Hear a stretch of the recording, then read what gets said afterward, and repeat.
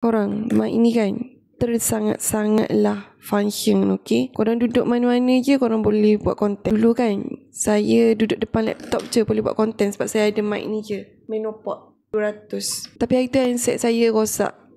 Dalam hati saya, baguslah handset tu rosak sebab handset tu handset lubang micro. Handset lama.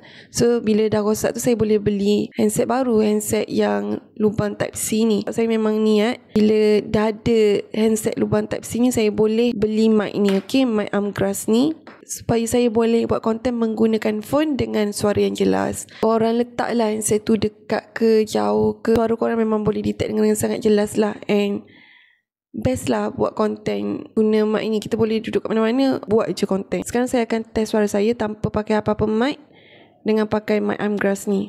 So saya nak explain sikit cara guna dia. So yang ni korang kena cocok dekat phone korang, lubang type C tu. And then yang ni korang kena letak dekat korang punya baju lah, okay, sebab mic dia dekat sini, jadi korang bercakap tu suara masuk dekat sini lah.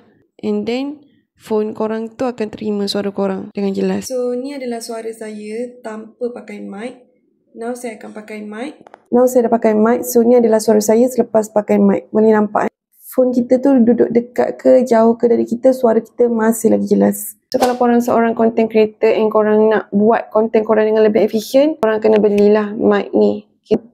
Sebab kita ni sekarang duduk dekat mana-mana pun kita memang guna, memang kita bawakan phone kita. Jadi tak rugi pun korang beli mic yang boleh match dengan phone korang untuk korang buat konten dengan lebih efisien. Nak dapatkan produk ni boleh klik link produk yang saya dah tag dalam video ni.